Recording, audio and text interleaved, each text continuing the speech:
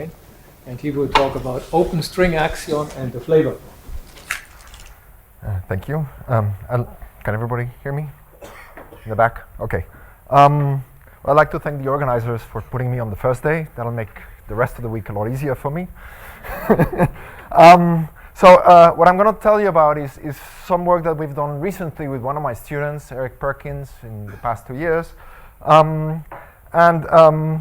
It's a nice story. So let me tell you what the motivation is.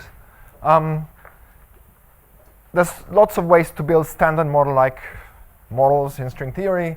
One of the nice ways to do it is to use D-branes because they give rise to generic chiral matter theory with vector fields and all kinds of effective field theory that can look like the standard model. So it's a candidate for the standard model in string theory. And then one of the key questions in phenomenology is, if instead of doing everything top-down, we start bottom-up, we can ask, is there anything interesting in string theory mechanisms that in some sense might give us something extra when we do effective field theory and say something fun that wouldn't be generic in other situations? And the answer is going to be yes, and I'm going to show you an example.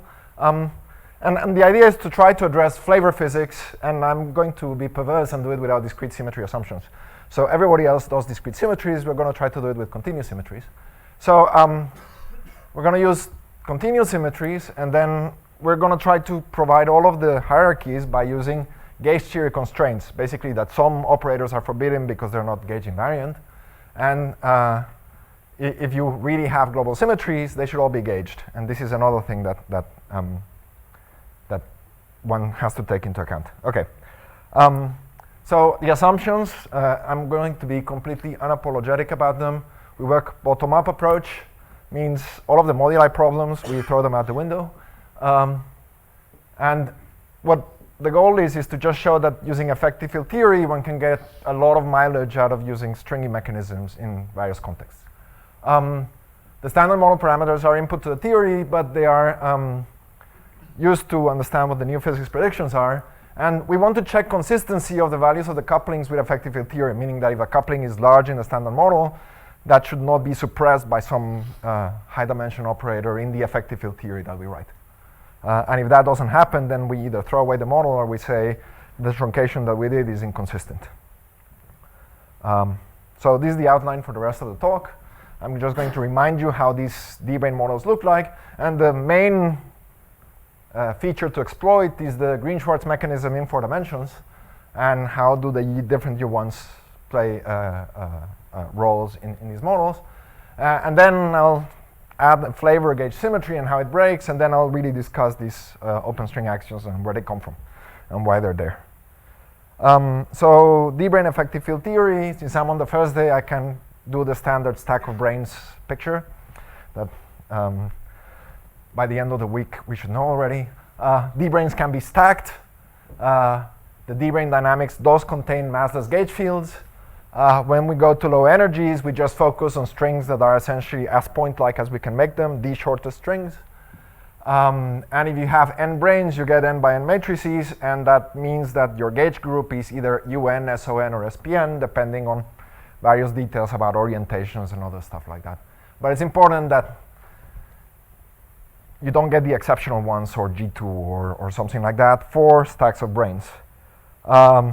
D-branes can intersect. That leads to open string stretching between them. They have Champ-Payton factors. And all of this is, subsummed in the statement that the open strings carry bifundamental charges. And the last thing is that if you're doing effective field theory, everything that I just said can be captured by quiver diagrams.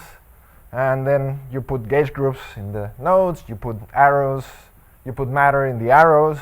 And if you don't like the name quiver, you might like the name moose. So it depends on when you started working on the subject. And then if you're not caring about supersymmetry, fermions and bosons each have their own arrows and they might be in different places. So we're not going to assume supersymmetry for this talk. In a sense, that's the whole point. Trying to figure out some other things that we can say about effective field theory. Chiral matter is allowed. And in the low energy limit, all the spins of string states that can be light always have spins less than or equal to 1. So we can throw away all of the high angular momentum strings, and basically it means we're doing the ordinary 4-dimensional effective field theory of spin 0, 1/2, and 1 gauge theories. The last thing is you need to add consistency conditions. They're called tadpole constraints. It's the Gauss's law for brane charges. From the point of view of effective field theory, it is slightly stronger than anomaly cancellation, but not by much. So since we don't really have a geometry and all of this stuff, anomaly cancellation in some sense is the vast majority of these brane charge cancellation conditions, so we're good. So we're just going to impose anomaly cancellation. And the interesting thing about anomalies in string theory is that the anomaly polynomial doesn't have to cancel exactly. It just has to factorize. And if you have SUN cube anomalies, then those should cancel. That's a cubic anomaly that doesn't factorize. But mixed anomalies are allowed, and so mixed U1 G squared are allowed. So these you're allowed to keep. And this is the important thing. And the way we cancel the anomaly is via the Green-Schwarz mechanism, which is basically you cancel the triangle anomaly by some type of tree-level diagram. And the this is a laser pointer. And the tree-level diagram involves a closed string field propagating inside here. And there's open closed string mixing over here, or there's mixing between a gauge field and a scalar that produces the anomaly. This is the way it works in 4 dimensions. And basically what you get is some axion-like coupling over here. That's what looks like an anomaly. And over here you get axion close or axion gauge field mixing. And this thing over here is the thing that provides a Stuckelberg mass for the U1 and makes it heavy. And the mass of this guy, this U1 that mixes with this scalar field, ends up being slightly lower than the string scale because there's an open string coupling constant here in the mixing. And this was investigated in detail by Kilitzis et al. Many years ago, and what are the bounds on all of these Z primes, et cetera, et cetera. And if you're just doing ordinary field theory, you say, oh, we'll just integrate them out, and that's it. But since the extra U1s are parametrically small, you can sometimes keep them. And if you really insist on very low string scale models, there might be the only stringy modes that are accessible, let's say at the LHC. And then these models are inevitable because SU3 is not U3. So you always have to enhance SU3 to U3. So you at least get one of these guys around. And there's another thing that's important, is that the coupling constants that arise at tree level are those that have a well-defined Largen limit, and the ones that don't are just 0, and they can only be generated non-perturbatively. So tree level amplitudes at the string scale are generated by disks. That means single trace objects. And if you run them down to lower energies, that means you integrate out some things. You can generate the double trace and triple trace operators, but you don't generate these ones that are generated non-perturbatively. You can put everything into what's the minimal thing that we need to get the standard model, and then let's say with a brane at a singularity, you basically put all the known physics you know into a quiver, keep all the massive U1s, and then you do this. You can try various gauge groups. You can try U3 cross SP1. That's, in some sense, the standard model gauge group, SU3 cross SU2 cross U1. SP1 means whether it's oriented or not. This one doesn't work, actually. And this one also doesn't work, U3 cross U2. And the reason why is that you can't accommodate hypercharge assignments. Basically, you won't be able to fit the leptons in any nice way inside here, inside any of these two. So inevitably, if you're going to try to do it this way, you need a 3-stack model, and then the closest thing to the standard model is U3 cross SP1 cross an extra U1. And then this is the model that we wrote down. So this is, remember, just effective field theory. SP1 is SU2, but this means it's not oriented, so arrows don't have a direction when they enter this node. So these are the leptons, the quark doublets, the left and right-handed, sorry, the up right-handed and the right-handed quarks, and they differ by how they charge under this U1. The right-handed electrons can be fit here, and the Higgs can be fit here, and we did this in 2006. And the whole point is that If you just want to do the standard model, you can fit it inside here. You get this extra U1. All the matter fields are there. And you don't need it. It's effective field theory. I can just use Majorana masses. So I don't need to add it. That's the point. The thing that I want to point out is that this is completely flavor blind. All the flavors look the same. We have nothing to say about the CKM matrix, nothing to say about anything important that would, in some sense, make us feel good. David, are you saying that the standard model is not described by a quiver diagram? Is that what you're saying? It is a quiver diagram, but it has this extra SU3. No, just the standard model. Right, because SU3 cross SU2 cross U1 is not a D-brane gauge group. It would be U3 cross SU2 cross U1. So it's the difference between U3 and SU3 that we're talking about. So in this model, the only thing that you predict is that there's an extra Z prime floating around, and all the couplings of that Z prime to matter are known because they're computed from the gauge coupling constants over here. And the only thing that's unknown is the mass, which is in some sense the string scale or related to a string scale. So models like that can be done. So as I said, this is completely flavor blind, and we want to do better than that. But the good news is that just one Higgs and that quiver, you can write down the most general single trace guide that's allowed by all of these constraints, and you find out that all Yukawa couplings of the standard model are allowed by tree-level interactions, which is very good. And then the model predicts a single heavy Z prime with all of its coupling constants fixed except its mass. So you know everything about the Z prime, and if you put bounds on it, it's about, well, it was 5 years ago about 700 GeV. Assume that if we rerun the bounds, it's higher than a few TeV by now. What do you mean by flavor blind? That means Yukawa couplings all vanish, or? No, it means that all the Yukawa couplings... It's being blind. No, all the Yukawa coupling constants are of the same order of magnitude by just effective field theory reasoning. Right, they're all allowed, meaning that the CKM matrix has no reason to be as it is. The hierarchies between the quark masses don't have any reason to be. Remember, this is an effective field theory model, so you just put coupling constants that are essentially random of order 1. So you mean this is random? They are not equal? Or Right. I mean, they're... so, okay, blind is... It's democratic. I mean, flavor blind here really means that the model has nothing interesting to say about flavor. So what we want to do is add a flavor symmetry to make things better. And if you want to add a flavor symmetry, well, you take that thing, you start moving. As I said before, there's these gravity arguments and Folk theorems in string theory that all global symmetries should be gauged. So we cannot just add a global symmetry by hand and just do it. We should add a gauge symmetry. So flavor symmetries, if not discrete, which is what I'm assuming, should be gauged. So this is Froggatt-Nielsen mechanism, basically. That's what we are trying to do. If you want to do this with D-branes, you need to take whatever we have, which was flavor blind, and make it distinguished flavor. So we need to add branes. So we need to make the gauge group bigger. And then this will distinguish families and gives rise to the possibility of explaining flavor hierarchies. And again, just for simplicity, we want to retain minimality assumptions. So we want to introduce as few particles as possible and keep only one Higgs. This is not required, but this is a way to start. So this is the simplest quiver that we found. It's U3 cross SP1 cross 2 U1s rather than 1.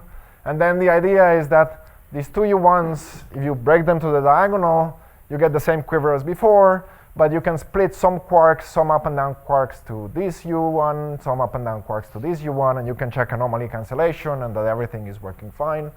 And then we're good. We have the quiver, and this is the fermion assignment.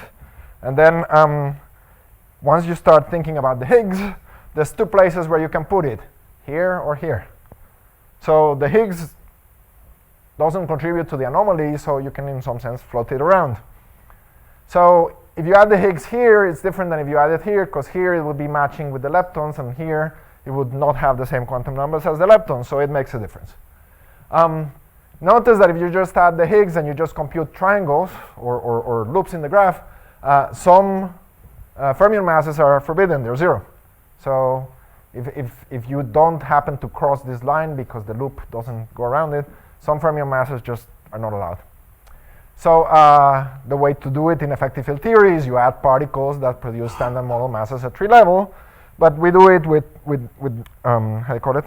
By tree level terms that are a higher dimension. So the way to do it is that if the Higgs is here and you need to connect it to some of the other fields that didn't get a mass, usually you build a bridge between the two U1s, and that bridge will let you write all your coupling constants so that they're tree level but high dimension. And this is basically the Froga-Nielsen field. It's going to be charged under these two U1s, and its breaking will in some sense produce fermion hierarchies for you. So the only difference between a vanilla random Froga-Nielsen mechanism and this one is that the set of D-brane charge assignments are pretty much fixed ab initio, and in Froga-Nielsen field you have a little bit more freedom. So if you do that, or if you prefer a table of charges, this is the table of charges, so phi is charged as +1 or -1 under these ones, and the two models are distinguished by how the Higgs field is coupling to the different U1A, U1B. So in one case it's +1, 0, in the other case it's 0, +1. And now effective field theory analysis. If we break the Froga-Nielsen symmetry, some standard model operators are suppressed by mass ratio, so you get some phi over m to some power, depends on dimension and quantum numbers. And this is the whole point of the exercise, to get different values of n for different fields to get hierarchies. And then the ratios of phi over m is going to be some function of mass ratios of stuff that we know from the standard model, so we can determine these ratios from looking at the current data. So there's two things to determine, vev of phi and m. Vev of phi over m is easy because it's just quark ratios, but if you really want to determine m, you have to put something extra. So I'm going to tell you a way to do it.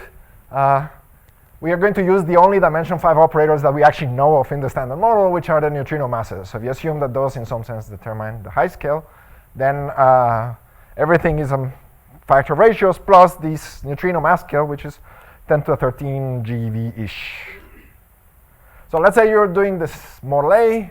So there's some dimension 4 coupling, some masses get or some quarks get their mass at dimension 4. The leptons get their mass in dimension 4. There's some high dimension couplings. So some quarks get their mass via higher dimension operator, which involves the vev of phi. And then you have to add all the 1 over m's in the right places to get the correct dimensional from the Lagrangian. And then here's something very interesting to notice. This is the neutrino mass operator. The neutrino mass operator is actually dimension 7 in this theory. So if you compute the expectation value of phi, you get a whole bunch of ratios of quark masses.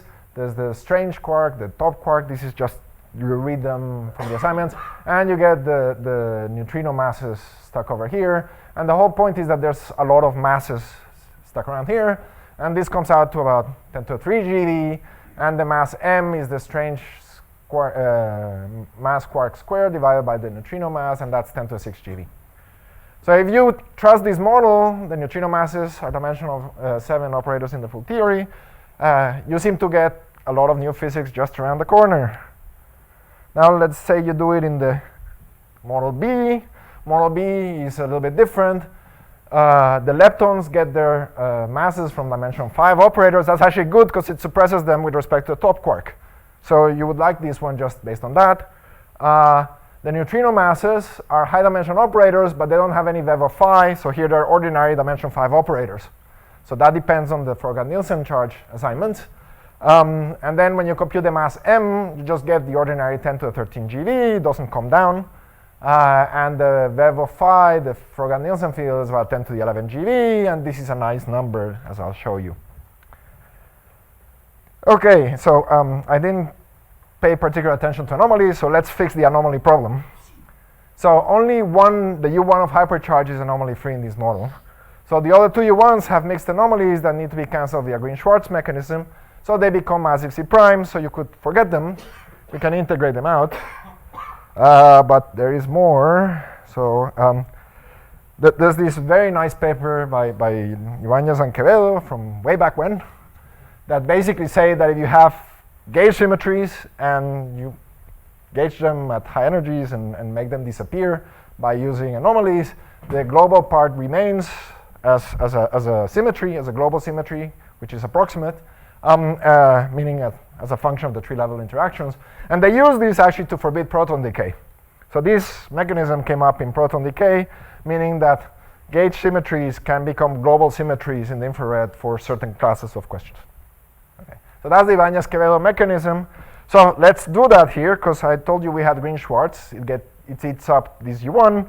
So we had a U1 Froggatt-Nielsen field that suddenly becomes a global symmetry as far as the tree-level interactions are concerned.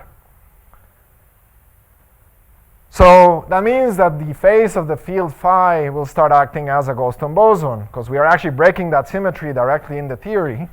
And this was the one that broke the Froggatt-Nielsen symmetry, but now I'm saying it's acting like a global symmetry. However, if you remember, that symmetry was anomalous, so it's not really a Goldstone boson, it's a pseudo-Goldstone boson. So the whole point is that the vev of phi comes with a phase. That phase is not eaten up by the Higgs mechanism, so it wasn't gauged really. It survives as an approximate Goldstone boson. And that's actually good because we can do low energy physics and we can look for it in infrared. So this is a candidate axion actually. And it's coming from open string degrees of freedom rather than closed string degrees of freedom. And you might have wondered if this was missed. And it wasn't really missed, it's just that when people found this, Kiritsis et al. Wrote a whole bunch of papers and they found that this thing could happen, but they in some sense dismissed it immediately because their actions were very problematic. They didn't have an invisible axion coming from this Froggatt-Nielsen field, they had just some axi-Higgs or some Pacheco symmetry that was relating the Higgs fields, so their axion was automatically in some sense at the Higgs scale. And if you have an axion with a decay constant at 200 GeV, it's completely ruled out by data. So the whole point is that one needs to build an invisible axion. It's not enough just to say that one has this axion. And this is actually something that can crop up in a lot of models and might be a problem for phenomenology. So if you're doing effective field theory, the vev of phi is essentially the axion decay constant, and you can ask if we got a good number for it or whether we should throw all these models out. So model A, which was the one that gave us 10 to the 6 GeV or 10 to the 3 GeV for the vev of phi, that's completely ruled out by data. There's this lower seal of the axion window. It's about 10 to the 8, 10 to the 9 GeV. It depends on some details. Sometimes it's a little bit bigger. Sometimes it's a little bit smaller. This number is constrained by supernova cooling, supernova 1987-8 data. We got a ton of data out of it. And basically, this is a very hard bound. You cannot just go below it. You have to do a lot of magic to bring the axion decay constant below. And this just doesn't happen in effective field theory. This one is the cosmological one, which is kind of flaky. You can move it around. There's all kinds of ways of getting around it. But this one is the one that's kind of from vanilla cosmology. And this one is not to be trusted too much. And the claim is that model B is just right because it was in the nice axion window without having to do anything. So we were actually fortunate that we found a model of the first ones we tried that was exactly on the sweet spot. And there's a bonus, which is you have to remember all axion couplings in some sense can be determined from the high energy theory and follow to the QCD scale, and the couplings to things like photon-photon and stuff like that are completely determined in terms of anomalies plus maybe a small mixing with closed string axion. So I haven't talked about open string, closed string axion mixing, but if you try to do that and you say, okay, let's try to avoid this mixing stuff, might get us away from problematic axions. You find that even if you're mixing with closed string axion, the bound on the axion decay constant is robust. You can only lower the axion decay constant. You cannot raise it by doing mixing. So this is something that just depends on effective field theory and being careful. So we cannot make the axion decay constant just larger by saying, oh, there's mixing and that's it. Actually, in some sense, you can make it lower that way, which is good if you're trying to rule out models, because then you really rule them out. You can also do some 3-stack models. So instead of doing U3 cross U1 cross U1 cross SU2, you put the U1 in the U2 and you build it this way, and then the Froggatt-Nielsen field will be stuck here. And then if you look really carefully at the details, Either the neutrino masses are wrong, because again, you can put the Higgs in two ways depending on how it's charged under the U1 part of this U2. It can be fundamental or anti-fundamental. That makes a difference. So there's a C and D model. In one of those models, the neutrino mass is dimension 7, and again, it's ruled out because the axion decay constant is too low. The other one survives the axion decay constant cut, but if you look at the masses, it tells you that anytime you have a quark doublet, the heavy guy is paired with a light guy that has the field phi stuck in it in the middle. So it should always be heavy light in the doublets. You shouldn't have that the generations are heavy generation, slightly lighter generation, even slightly lighter generation. So in this one, you get these mixed kind of heavy light doublets, which are in some sense ruled out by data. So it doesn't look good from that point of view. But now let me get to the real nitty-gritty.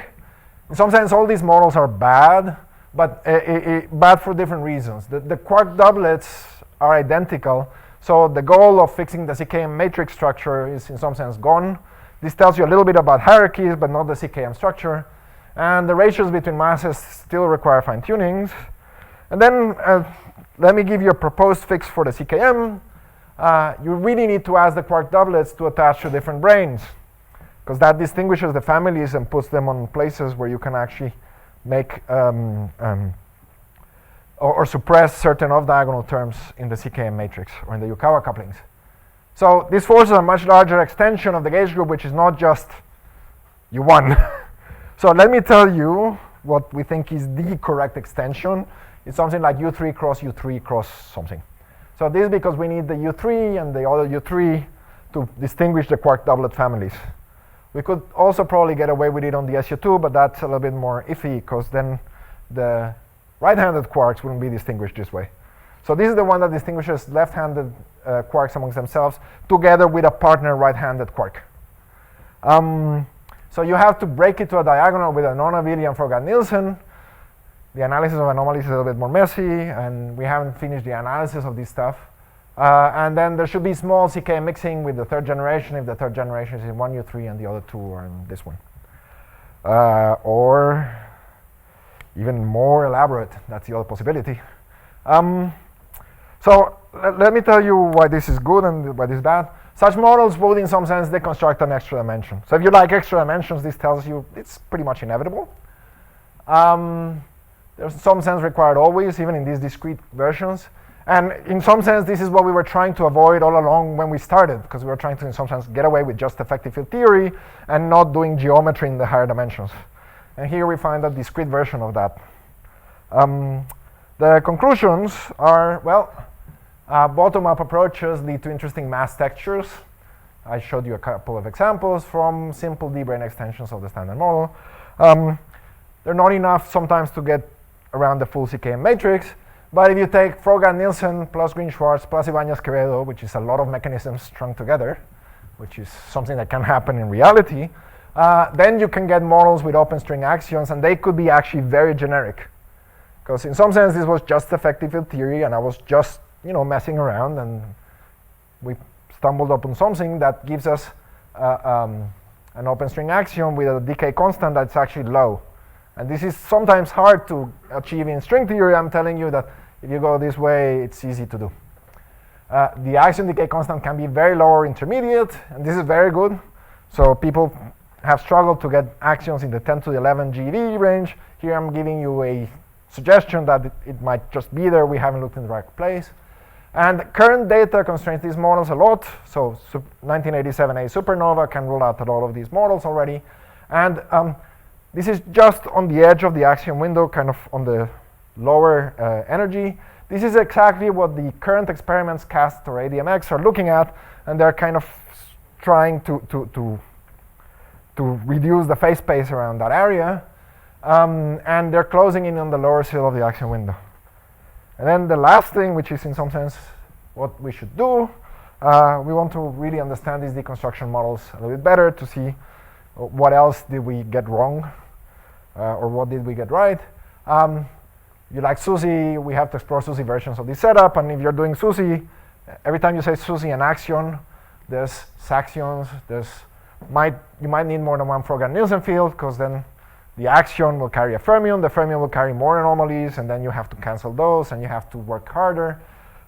There's a large list of extra parameters that might crop up. There's the issue of how do you put SUSY breaking in all of these without damaging everything, and issues with mu terms, axion Higgs mixing, etc. that in some sense already show up in these other models. So that's it.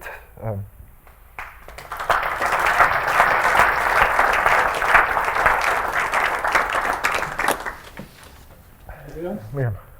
Yeah, did you check that your model is compatible with Tadpole's cancellation? We don't have a top-down version of it.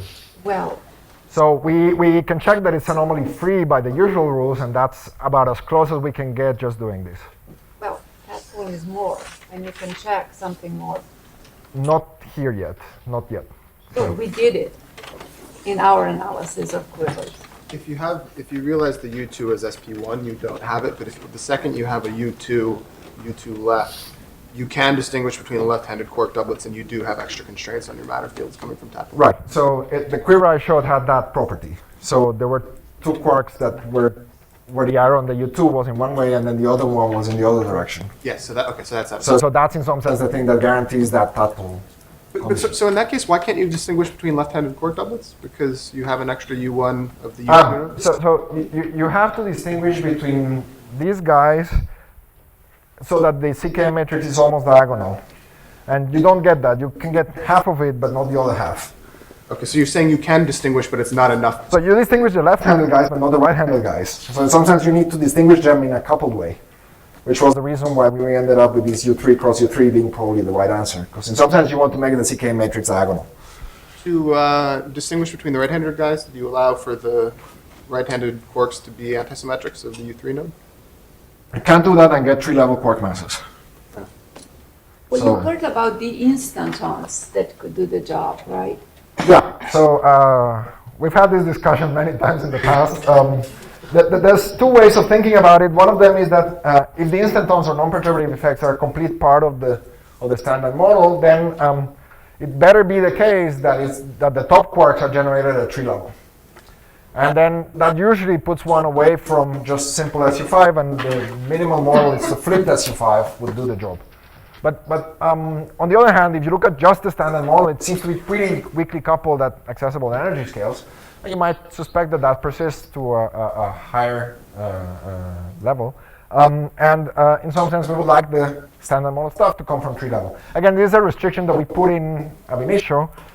It's not required completely, but many times the mu term is disallowed by this condition, and then I will tell you, oh, the NMSSM would be a lot better, because then you have a field that would do the job for free without having to do it via non-perturbative effects. And if you want a pitch, everybody should be looking into NMSSM versions of the supersymmetric models rather than MSSM, because the mu term and stuff like that might actually be a lot easier to solve. Again. I missed how did you generate this extra scale that you take in the context of string theory? We didn't. What we did is we fit it to data. So, but you have in mind what some volume?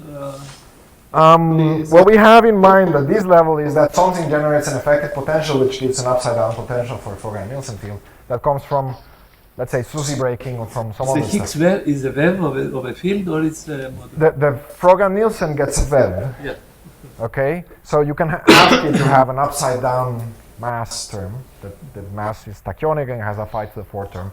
And because we're doing just non-supersymmetric effective field theory, we can arrange for that. But that doesn't really give you an explanation. We fit it to data, and that's the whole point. But the action is related. The decay constant of the action is related to this wave. Yeah, it's that wave, because the action is the phase of that field, so the kinetic term of the action is just that wave squared. So it's not related to the Green-Schwarz mechanism. No, that's the point. That it's the Fourier-Nielsen field that determines the action decay constant. So sort of common question. So you're getting your flavor symmetry some kind of extra nodes Yes. in the quiver. So I guess often when kind of you have branes at singularities, you've got kind of a flavor symmetry through the geometric isometry around the singularity in the extra dimensions, which is in some sense kind of broken by compactification. Right, so that's the discrete version of symmetries. No, but it can be continuous. But again, they should always be gauged because of these folklore theorems. So yeah, but they're somehow broken by compactification. So they seem sort of a different kind of. well, if they're broken by compactification, there's something which is high dimension that sticks around, and one has to input that and have a theory for that. We're trying to get around that and trying to make clever statements by using effective field theory. Again, this is an exercise in effective field theory, trying to figure out if there was some way to get things to really work, you know, by just mixing these ingredients on the naive, blind way of looking at effective field theory without the handicap of the extra dimensions. And again, as I told you, it seems that we need the extra dimensions because they seem to crop up eventually if you try to really understand the flavor structure. They seem to be inevitable. So in some sense, this is saying it's going to be an almost no-go theorem, but it has to be geometric in some sense. Fernando. Yes. Two things. Instead of going to the extra dimension, you could just start adding more UNs. Sure, that we call deconstructing an extra dimension. So it's still extra dimensional by some counting. It's just theory space geometry as opposed to. And I missed what was the difference between your model and the Chris et al. So that you avoid. They didn't have a Frogan-Nielsen field. So when they had these Pacheco symmetries surviving the boundary theory, their axion was provided by one of the Higgses. So the axion decay constant ended up being on the order of the electron weak scale, and that's bad. But the claim is that if you can make an invisible axion, then you're okay, and then you're good. Yes. Yeah, so I remember one of the models you ruled out because of the neutrino mass conclusion based on having an effective Weinberg operator. Can you rule the model back in if you allow for a seesaw? Have you looked into that? I mean, the seesaw here, in some sense, you're asking me to add extra fields so that in the end I get that same low energy effective theory. I'm really just asking to allow you to have a Majorana mass for your... Yeah, so that would tell you that the string scale is different than the neutrino scale. And then one might be a little bit better off in that one can push the Frogan-Nielsen scale a little bit higher. But then you have to argue what's the correct suppression of the neutrino masses relative to the string scale, which in this case is just a parameter that you're tuning by hand. So that's the way that you can push the decay constant of the axion upwards if you separate the neutrino masses from the high scale. So yes, you would be able to do a little bit better. Yes. Did I understand correctly that your U3 cross U3 theory, one of the U3s is, or your flavor symmetry is embedded in one of the U3s? It will be a diagonal between the U3s. Okay. So. But it's part of the U3 cross U3? Yeah, basically it's part of U3 cross U3, but it's mostly the U1s of the U3s. Only the U1s? Why only the U1s? Because that's in some sense the thing that distinguishes the different quark families. When you break to the diagonal, that's the only thing that distinguishes things. Basically, we still have to keep the SU3 color, and that's embedded diagonally. So we have no choice with that. So you compared this quivers to mousses, so I cannot resist the temptation to tell a story about the mousses. Once I asked somebody, whose name I would not reveal, what these people are doing with the mousses, and he says they do SU5 to the SU5. Yes. Okay. Is that what your dots mean in the U3s? It means that when one is doing deconstruction, you can have more than 2 nodes. And sometimes the more nodes you add, the more interesting textures one can get in ratios of masses. And then this is the statement that you can, with enough of these guys, you can place the brains of the different quarks wherever you want to and get the mass hierarchies that you want to and stuff like that.